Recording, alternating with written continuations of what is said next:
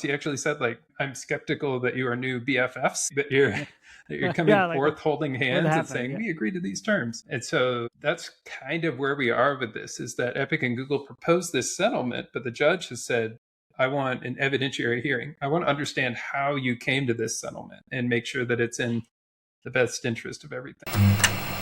It's 4 a.m. and we're rolling the dice. Matei drops knowledge made of golden eyes. Felix with ads making those coins rise. Jack up designs, worlds chasing the sky. We're the 2.5 gamers, the midnight crew. Talking UA adverts and game design too. Matei, Felix, Shaka bringing the insight. We're rocking those vibes till the early daylight. Matei, UA, master eyes on the prize. Tracking data through the cyberspace skies. Felix stacks dollars like a wizard in disguise. Jacob's crafted realms lift us to the highs. 2.5 gamers talking smack. Slow hockey stick, got your back. Ads are beautiful, they light the way. Click it fast, don't delay.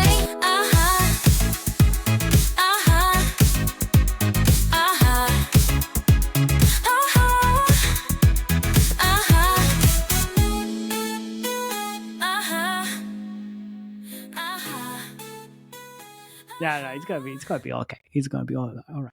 Hello, everybody.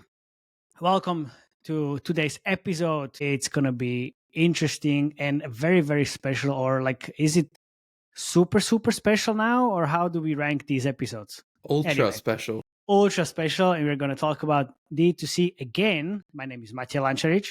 I'm Felix Broberg. I'm Jakub Remiar. And I'm Chip Thurston. And we are your hosts. That was very smooth. Thank you very much. Very Welcome, smooth. Chip, to the podcast again. Welcome. Can you talk about like the FastSpring a little bit before we start diving into different topics? Just quickly. Of course. Well, first, I'm very honored to be a host. This is my third time here, and I'm glad I've achieved that status. So thank you. Exactly. Of course. This ultra special podcast. Yeah, FastSpring, we're a merchant record payment provider in the gaming space. We've been around for 20 years now. Have over 3,000 customers globally. I am the head of gaming there. So I come from game development. I left Scopely just over a year ago. And I was very involved in our direct-to-consumer strategy there. Think about how we could migrate players from mobile to web and make the most out of that and ultimately grow that share of revenue. But also wore a number of hats across my time in gaming, across live ops, user acquisition, community management, monetization, all the fun things. So at FastSpring, Nice. I'm really focused on just helping our customers to market and monetize direct to consumer, as well as understand the latest in the rulings and regulations and championing the cause of direct to consumer in the industry.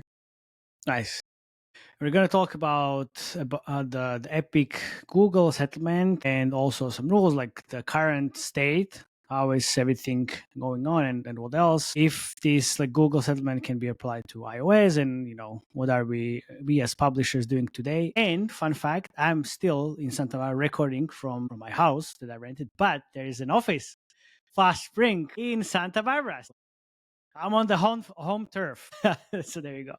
You're much closer. That's actually our headquarters. That's the main place to be for FastSpring. Yep. Yeah. Exactly. Yeah. Right. But do you mind just starting, maybe just giving a state of the affairs or state of the union, just starting a bit like quickly with iOS and then just with this new settlement and what it means? But yeah, would love to get a recap. Yeah, absolutely. And I think it's a great place to start because the first thing I would even say about the settlement is it's not in effect yet. So I've heard a lot of chatter about that and what it means and how it's changing things. But the truth is it's not yet in effect and we don't know when it will be. So the first thing to know is like there are different rules today than there might be in the future. So what are the rules today? To your point, Felix, on iOS, we had steering unlock back in April. So April and specifically for the United States. So in April in the United States, a federal judge made a ruling that games could steer players from the mobile game into the web store without fees. And this took effect immediately. And we've since seen some games experimenting with more frictionless experiences, what's called Safari View Controller, where you pop up the browser inside the game.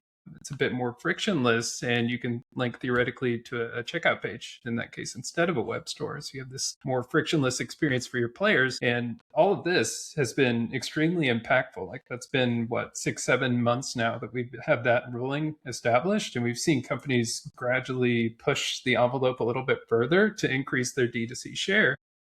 Because it is such a critical time, because there can't be a fee attached to it. That's really what distinguishes this ruling from anything else going on globally right now. Now, secondarily, there's Android.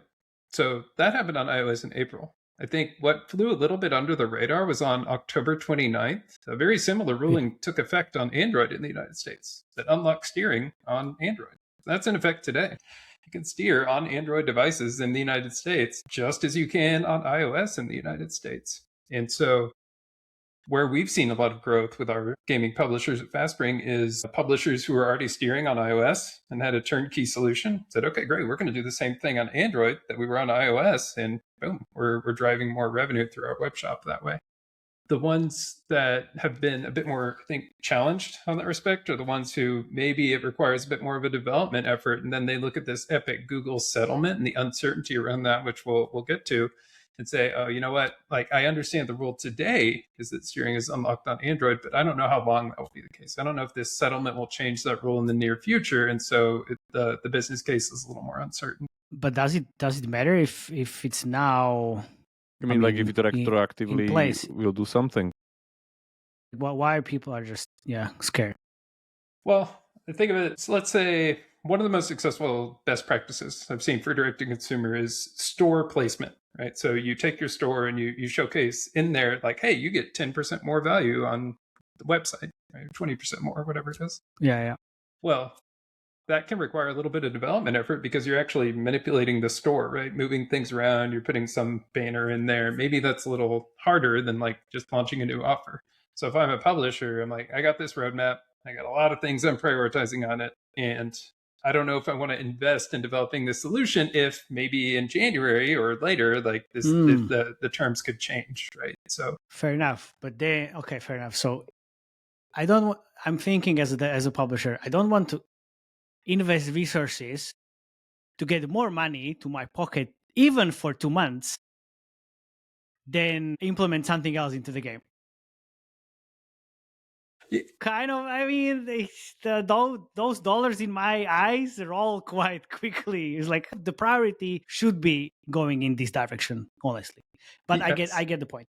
No, I'm with you. I've been playing devil's advocate against myself and my company. Let me say too, the other piece that I think gets missed today is that direct-to-consumer purchases are sticky, right? In terms of once I make that initial conversion as a player on a direct-to-consumer platform, I am much more likely to make my future purchases there because I understand that I get more value from it. I trust that it's the right place for me to make that purchase and that I will get my item inside the game if I make a purchase there. I trust that my payment information, like you overcome all these hurdles by just getting that initial conversion. And so if I were working at a publisher today, I'd be like, we need to drive this now because even Absolutely. if this window closes in 2 months, 3 months, whatever, like we can still harvest a lot of direct to consumer customers, create a lot of customers over that period of time.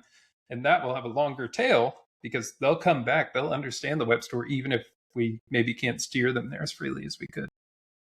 Exactly. Because then, you kind of realize that you can go to the web shop and get more value, even when the web shop is not even like an allowed anymore in the store. So I mean, you create that habit already. Yeah, absolutely. There's a certain habituation to it that's extremely valuable. That can be done today again on both iOS and Android in the United States. Also, one big point for making this happen as soon as possible is that you can, and what I'm doing it now for one game is just getting all these web store purchases tracked, sent back to MP, and actually these events even sent back to UA channels, which I can optimize for web store purchases. Kind of, it's not the real ones, but at least kind of simulated ones, which is not actually purchase campaign, but it's targeting even higher value players, which means basically using a custom event optimization on the UA channel side for these purchases, which is cheaper than a purchase campaign, but I'm targeting high value players. So it's like in kind of like the UA strategy way, like get on this as soon as you can, basically, even from the not overall getting more money from US, but also getting more data points towards the UA channels, basically, which is very important. Yeah, I think back to the survey we ran that we unpacked on the last podcast I recorded with you, which was showing the reasons that companies have invested in direct to consumer. And the top reason was not profit, it was data. And so what that actually means is like you get this wonderful unfiltered data that's not impacted by the ATT regulations on Apple or any of that, right? So you can then leverage that data and have more sophisticated user acquisition. In addition to the fact that it's just more profitable, which means more UA spend, theoretically. Yeah, exactly. Higher LTV. Win-win. Absolutely.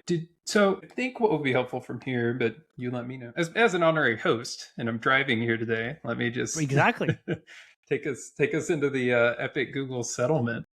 Yes, because that's been talked about quite a lot. That's the company. It's not a big settlement. It's just Epic and Google. It's not an Epic settlement. But yeah, you got it. Unintended. Capital okay. E. Epic. Capital E. Yeah. Okay. So I think what the most interesting place to start with this is understanding how it came to be and then what's in it. Because Epic sued Google back in 2020. Right? They started this litigation, and Apple. They sued them both back in 2020. And it was with the goal of making these platforms more open for games like Fortnite that Epic has. And over the course of those 5 years, it's been very back and forth. It culminated in April of this year, as we talked about. Steering gets unlocked on Apple, and then October, it gets unlocked on Android. And then a week after it got unlocked on Android, at the very beginning of November this year, Epic and Google came forth and said, we have settled. We agreed to these terms. And they proposed this settlement to the judge, with the implication being that they would drop any litigation, that this would be the end of it. The really interesting part of it is that Google has said this would be our new global policy for Android. This is not just a United States policy. It's something we intend to roll out globally in response to the lawsuit and the litigation and everything that's happened over these last 5 years. And Epic has said, we are good with this. If this gets rolled out, we will drop our litigation. This will be the end. And in response, the judge said, wait a minute. I'm a little skeptical of this. In his response, he actually said, like, I'm skeptical that you are new BFFs, that you're coming forth holding hands and saying, we agree to these terms. And so that's kind of where we are with this, is that Epic and Google proposed this settlement, but the judge has said, I want an evidentiary hearing. I want to understand how you came to this settlement and make sure that it's in the best interest of everything. And that's why it hasn't actually gone into effect yet. I'd watch this movie. This is the makings of a great legal drama. Yeah. Oh my God, this is great. Yeah. It's. I'm actually surprised because honestly, this is not a great example, but if something like this happens in Slovakia, everybody's like, yep, done. Thank you very much. See you next time. Nobody would even care. Like, you hey, guys have courts? I thought that was just kind of a show thing. You guys show thing. It's just a show. Kinda. I'm not lying. It's basic performance. Can we unpack this before we go into nitty-gritty what it actually is in the settlement, in case, like, in context of like deadlines and like because I still do you have a pen in hand? No, that's like my mic from the thing. Because that it looks very serious. No. Can you unpack? Because the most important thing for me here is that none of these matters where somewhere down the line all these changes, like if judge changes his mind or whatever or something like that. Do we have any context scenarios? So what could happen and what will happen in like deadlines case? Like in 2 months this can happen, 3 months this can happen, something like that. It's a good point. I think the timelines are uncertain right now. So the judge, I think, said he's looking for this hearing in December or January. Mm-hmm. Did he mention the year or like this year or like oh? So I think there's any number of outcomes that could come from that, right? The judge could say, okay, you know what, this is good enough. I won't stand in the way. You can roll this out. And this becomes the new policy. Or it could require further hearings beyond that. And the courts move slowly. The other piece, and this is me speculating a little bit on the timeline. Which we love. We love speculation. Just reckless speculation here. A little bit. Yeah, a little bit. I think the changes in this settlement, which we'll unpack, are sweeping enough that I couldn't see it rolling out overnight. Like this ruling in April in the United States that happened earlier this year was just, we're changing the terms. Apple has to change the terms according to the court, and that happens tomorrow, right? That was more of a sweeping, immediate change. This one would be more, Google is going to implement these changes to their policy, and they need to give publishers time to react and incorporate these and maybe develop something to accommodate these changes. And that's why I think there would be a bit of a runway before we actually see anything change from the policy. So I'm cautiously optimistic that even in the this becomes the new world order, that it would still be several months before it actually changes the terms. I think it even puts like a lot of burden on Google itself, because there's a lot of like categorization and like pretty much distinction between, when we get to the fees and stuff, like between cosmetic, non-cosmetic, all these other things, which is, in my opinion, like completely unfeasible going down long term. But still, just keeping back to the timeline context. So January, December, the judge says something, and then again, It's already 3rd of December. Okay, so let's say January. Just to let you know. So he says, okay, in January, that means then what? Like we're looking at something like April, March, as for like the actual, not release, but like when it goes into actual, how do you say it? Goes into action, pretty much. Yeah, it's possible. I mean, it certainly could be sooner, it could be later. That's the part that I think we'll have to see. I think the other piece with that is that the ruling could change. Like, I don't think we'll talk about the proposal in its current form, but it is just that. It's a proposal, right? It's not the final form of the settlement. And so I think it is likely also that the rules could change. Maybe they simplify things. Maybe that's where the judgment is like, oh, this is too complicated. Because the reasons you mentioned, like categorization and all that, let's simplify it. And maybe a byproduct of simplifying it is that it actually takes effect sooner and it can roll out sooner or something like that. What so that's this reminds me? The emergency episode we had about the unions and like the Ilka's article about how gaming is destroyed. Basically, it's like, oh, this is gonna take forever. What could take forever. Ilka's letter about you destroying European gaming, which could take like 3 years into enforcement. Yeah. It could. The other piece related to that is the scale of it. So like that's the timeline, but also like Google has said they intend for this to be the global policy. I don't think it's that simple practice because like each country has started calling, not each country, but several countries have started calling for regulations in steering, right? So even in Japan, we should talk a little bit about this, but in Japan in 2 weeks, there's the Mobile Software Competition Act, which takes effect. That's on December 18th. And so that is positioned in a way that it will unlock steering on both iOS and Android, just as it is in the United States today. In addition, it will unlock alternative app stores, and it will even allow native payments, meaning like in-app payments processed. We talked about it on one of our podcasts, if you remember. So if all that's happening December 18th, and Google is saying, hey, we have this new policy and it's global, well, Japan's going to be like, that doesn't jive with our act here, right? Like it doesn't incorporate the full scope of that. So I think that's just like a microcosm of what I think we would see on a country by country basis, because you've got the DMA in the EU, you've got UK calling for regulations, you've got Brazil, South Korea, like you've got all these different places that are looking at it. And so even if Google goes forward with this policy, maybe it just causes this reevaluation where those countries may say, some might say, you know what, this is good enough. And others might say, oh, like this still isn't, and we're still going to proceed with our regulation in effect. So now I get it. So I was looking at it. So it's play revenues for Google is estimated to earn them in 2025 63 billion, which is 11.4% of Google's overall revenues, right? And the profit margin in Google Play is about, I think, 68% according to the last reporting, right? So it's like a big chunk of profit, right? So what you're saying here is that they're getting ahead of these rulings and basically looking like the good Uncle Google. And that's why they're capitulating on this to look like the good guy, even though they've thought this for 5 years. I can't speak to their motivation. No, but you clearly see what's going on exactly because they want to look good. Like, hey, of course, let's do this. Hello, Brazil. Maybe you want to use this regulation we kind of wrote with. Yeah. And I do think there is a certain way to respond to the momentum that's been happening globally, right? So it does, I think, warrant that conversation then on a country by country basis to say, like, even if Google has it globally, like what makes sense within each country. And what we've seen is each one has a different appetite for how much they will or will not regulate Apple and Google's policies. But also, doesn't this kind of put pressure on Apple as well? If Google goes global, they should go global as well.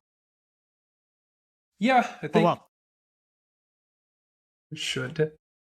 Well, yes and no. So in the United States, at least, the courts have said they're very specifically treating Apple and Google as two different cases. So what happens in one case will not apply to the other. But there's obviously similarities between the two. Right? And there's things they would borrow from one to apply to the other.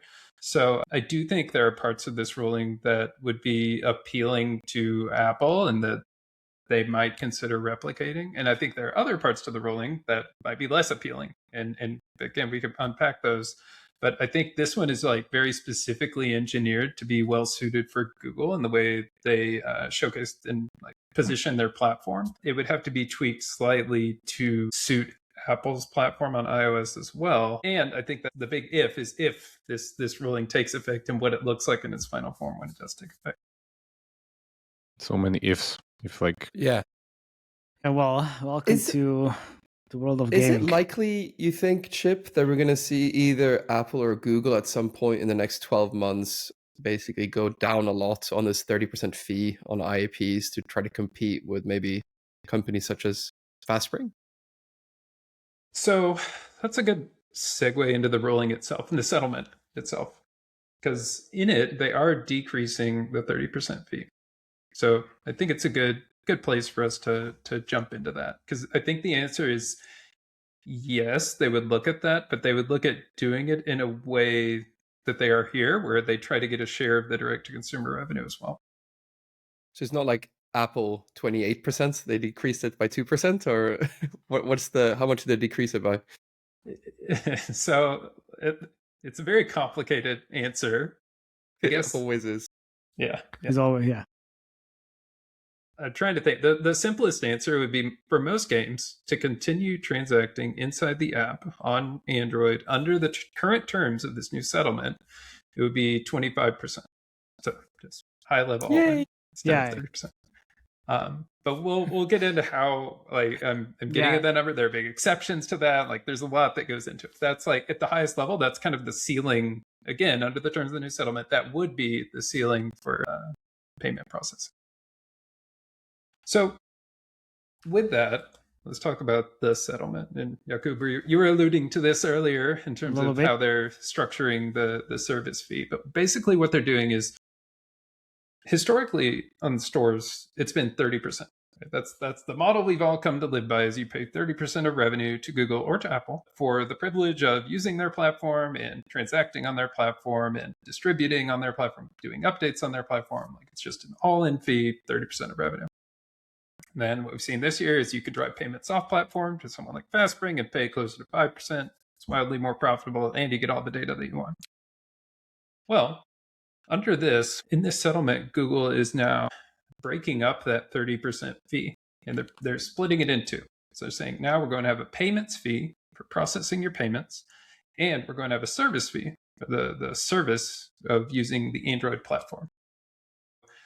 The payments fee, I'll start with because it's much simpler to understand, which is just really the checkout experience, so very similar to what FastSpring provides, right? It's to process the end to payment through Google as your provider. You're paying 5%.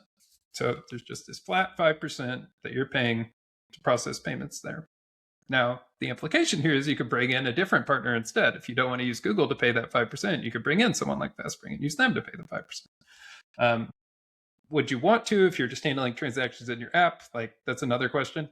But that is one implication of this, is that you don't necessarily need to use Google to process those payments. But if you do, 5%.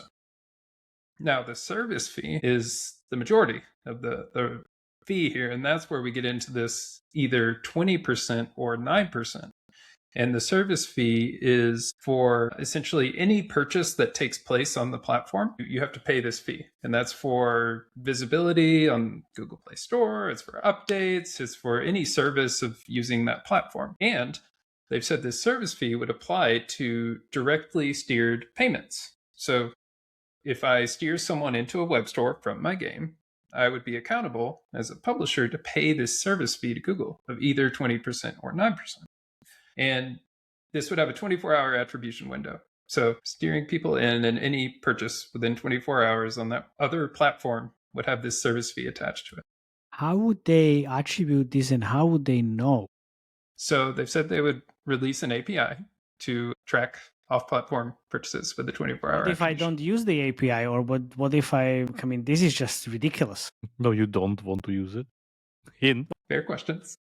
Yes, that's the term here, right? Of course, yeah. Because I'm just thinking that because people always try to avoid following rules and try to find loopholes. And I see Google. one right here. Or not only one, but multiple. So come on. Jeez. Yeah, I agree. And I think the introduction of the API is also kind of what's baked into my timeline answer earlier. Is like if you're talking about developing an API on Google side, rolling that out to publishers, expecting your publishers to then put the development time to incorporate that API and actually enforce It's it. already 2 years. It's already 2 years we're talking about. Oh, it's Google's I don't big know. company. As soon as someone starts mentioning attribution windows, like I worked a lot in retargeting in the start of my career in mobile, that's usually when it starts getting murky, right? You're trying to push for a 7-day attribution window. You're like, is that really? Yeah, come on. Yeah, that's not nice. Yeah. So if you combine those two, right, the 20, and again, we'll get into the distinction between the 20% or 9% because I think that's the fun part of this conversation. Yeah. But let's accept it as 20 or 9. And then you apply a 5% from Google. That's how you arrive at that 25% or 14%, right? So if you're processing your payments there, that would be the rate that then you're paying under the terms of the settlement to Google.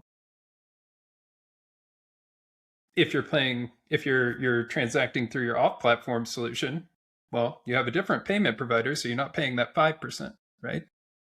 Theoretically, you might have to pay this service fee to Google, which seems pretty prohibitive, right? So if you're paying 20% or 9% to Google plus a fee to a FastSpring for your off-platform solution. So I think that's the part that's really interesting. But to your point, it becomes, okay, how would I not incur this service fee? Well, if I steer someone to my web store from social media, that doesn't have a service fee attached. If I steer them in from content creators, from TikTok, from Reddit, like from direct load or just from organic word of mouth in the community, like all these places you would only pay your FastSpring fee in that case. You wouldn't be paying a service fee to Apple or Google. And so I think it almost would kind of take us back to early 2025, 9 months ago, before these rulings in the United States on Apple and Google, where it became about how do we get players to our web store without necessarily direct steering. Exactly. Yeah, this is all theoretical. If that's assuming the service fee as it currently stands takes effect and becomes enforceable, and there's any number of questions you brought up about that. But even if it does, it would just kind of shift to the direction that we're trying to get players to direct-to-consumer channels, not necessarily be a like negative headwind as much as just changing the course of the river here. And I already see me as a developer sending players to my landing page. He says, hey, this is not the web store, but click here, this is the web store, and you get all the value added there. Thank you very much. See you next time. That's it. Acecraft is exactly what Acecraft does. Yeah. Exactly, yeah. It's like easy as that.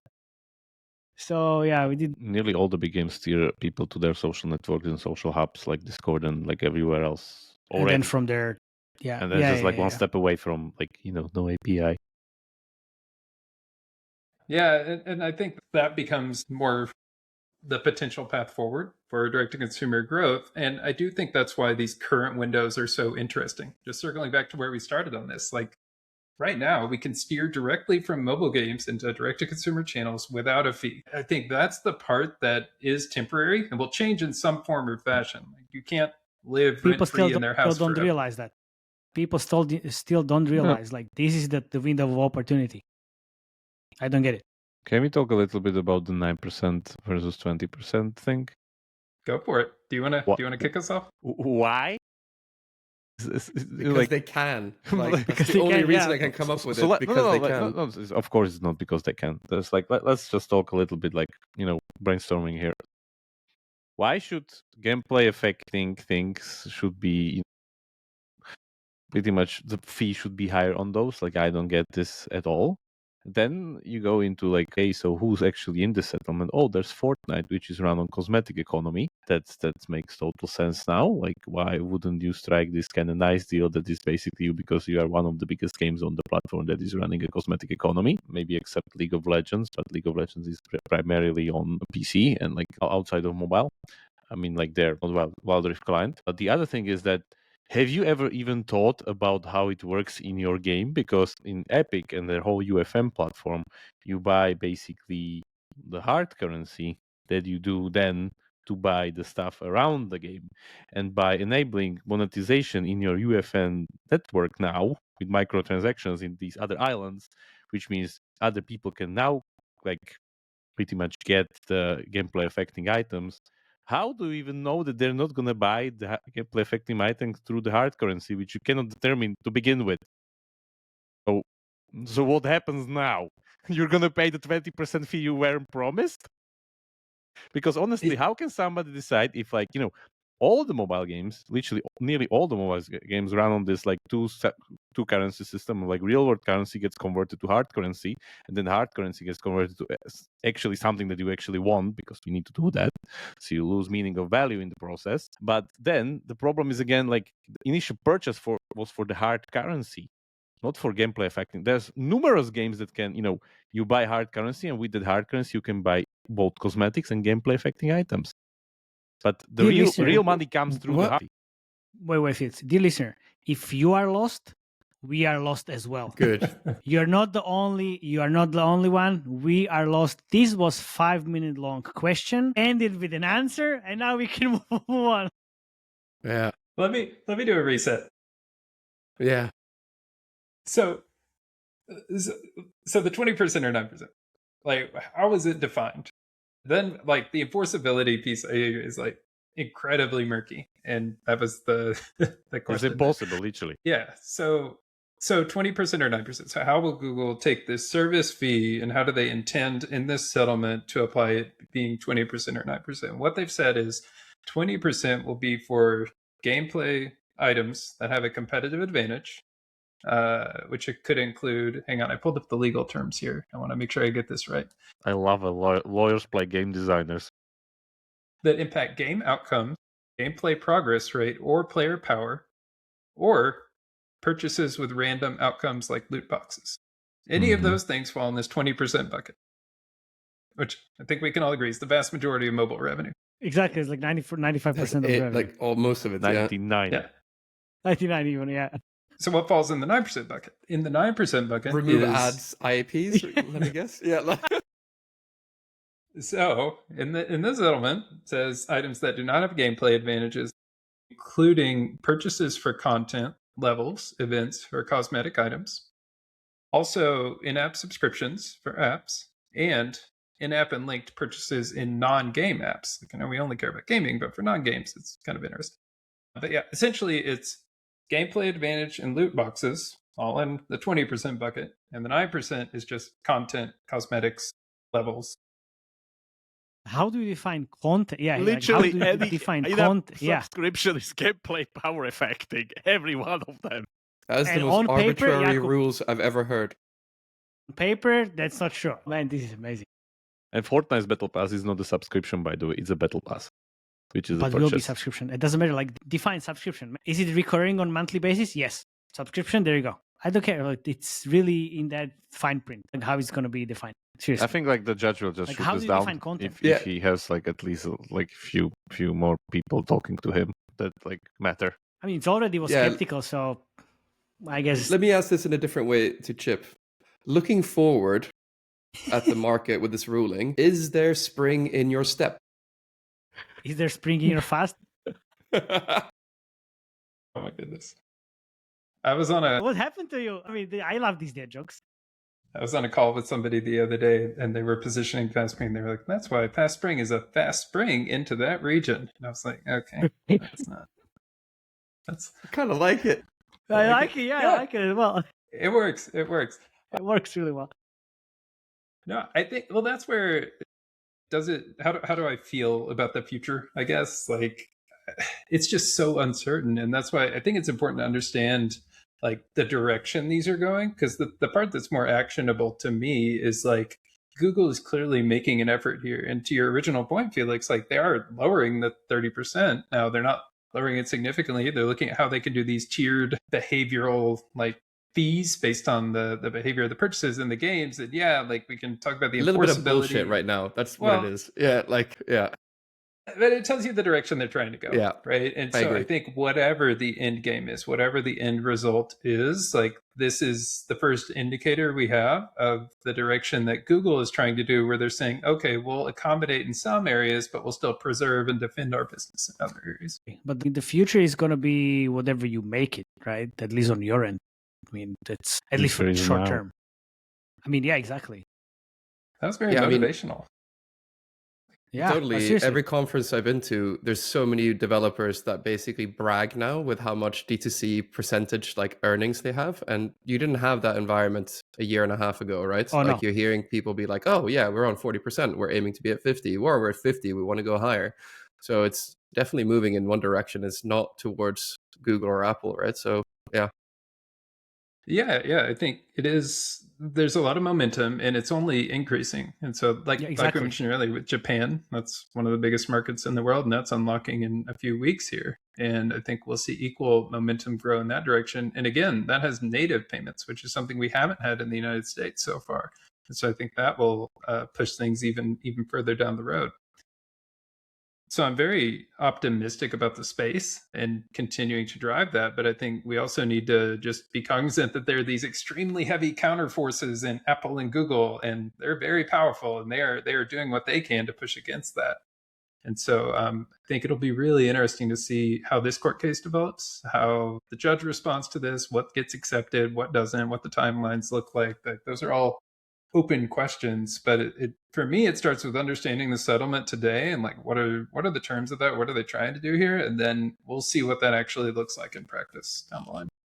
This reminds me a little bit of the situation with COVID happened, and people are like, oh my god, like people are home, they're playing more, this is going to end soon, so let's not push the budgets too much because then we're going to need to go back and whatever. And then became like 3-year or whatever bubble, and obviously that bursted afterwards. But people who took advantage of that bubble were in a way better place. Guys, yeah, don't wait. Don't sleep on this. Exactly, like you said, like it can end tomorrow. Well, most probably won't, but still, there's a window of opportunity. That's it. Yeah. And I think the important part to know is like, what would I do today as a publisher? Like, I would steer on iOS and Android today in the United States. I would get ready to steer on Japan on iOS and Android in a few weeks. I would go full speed ahead on those channels. And then, if this ruling rolls out and does get approved at some point in 2026, I would keep going full speed ahead on iOS. Like that wouldn't. Yeah. That's not going to change Exactly, in the immediate yeah. future. Like that opportunity remains there.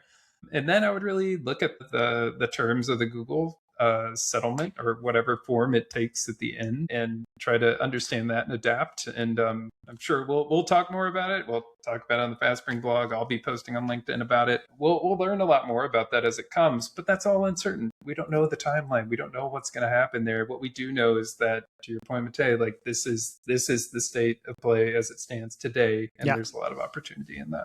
Exactly. Yeah, I mean, thanks, Chip. Yeah, it's great. That's amazing way how to put it, because like that's like you don't need to wait for anything, and just putting. I know it's resource heavy sometimes for some publishers, but just putting whatever in your game that can make you make more money is always a high priority. It should be. So we're having this discussion again about the settlement, basically. Sounds like it. Yeah. Yeah, hopefully in a very, very long time in the future when this is has more finality to it.